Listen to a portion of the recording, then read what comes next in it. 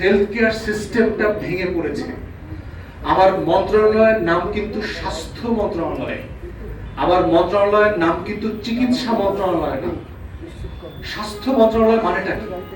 যে আপনি এমন একটা ব্যবস্থাপনা তৈরি করবেন রাষ্ট্রে যেখানে আমি অসুস্থ হব না, আমি জন্ম থেকে অথবা জন্মের আগে থেকে স্বাস্থ্যবান হয়ে সুস্থ হয়ে পৃথিবীতে আসবো, আমাকে অসুস্থ হতে হবে না। এবং আপনি মহল্লায় দেখেন, আমরা যেহেতু লম্বা সময় বাইরে ছিলাম, প্রত্যেকটা মহল্লাতে খাওয়ার দোকানের থেকেও, মুদির দোকানের থেকেও দেখবেন ওষুধের দোকান বেশি। আপনি যে কোনো একটা মহল্লা, আপনারা তো সাংবাদিকতা করছেন, আপনারা একটু সেগুন বাগিচাতে একটু ঘুরে দেখেন, যে পরিমাণ ওষুধের দোকান আছে সেই পরিমাণ মুদির দোকান, গ্রোসারি শপ, খাওয়ার দোকান, রেস্টুরেন্ট আছে কিনা। তাহলে প্রশ্ন হচ্ছে, এত ওষুধের দোকান কেন থাকতে হবে? আমরা ইংল্যান্ডে দেখেছি, লন্ডনে দেখেছি, 2-5 কিলোমিটারের ভিতরে একটা ওষুধের দোকান নাই। তাহলে প্রত্যেকের বাসায় সোনার বাংলায় একটা করে ফার্মেসি আছে। শুধু মানে রাস্তাঘাটে মহল্লায় ফার্মেসি না, আপনাদের সবার বাসায় দেখবেন 8টা 10টা 15 20টা ওষুধ সবার বাসায় আছে। টুকটাক দেখবেন সবাই ডাক্তারি করতে পারে, ভাই একটু বুক জ্বলতেছে, পাশ থেকে দেখবেন 5 জন 5 কোম্পানির 5টা ওষুধের নাম বলবে আপনাকে, ভাই এইটা আছে পকেটে নেন খান।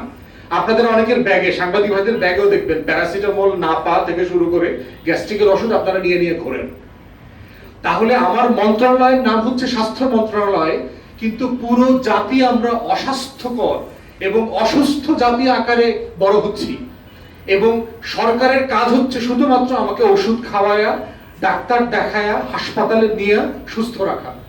এইটা তো প্রসেস নিতে পারে না। সারা দুনিয়াতে হেলথ মিনিস্ট্রির পারপাস হচ্ছে একটা public health care system develop করা, যেটার মধ্য দিয়ে নাগরিক সুস্থভাবে জন্ম নেবে, বড় হবে, রেয়ারলি, ভেরি রেয়ারলি সে অসুস্থ হবে।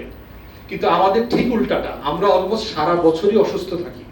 এবং দেখেন, সিপিডি থেকে শুরু করে গবেষণা প্রতিষ্ঠানগুলো কিন্তু বারবার বলেছে যে আমাদের অসুস্থতা, আমাদের ওষুধের ব্যয়, আমাদের ডাক্তারদের খরচের কারণে অভাব অনটন কিন্তু বেড়ে গেছে।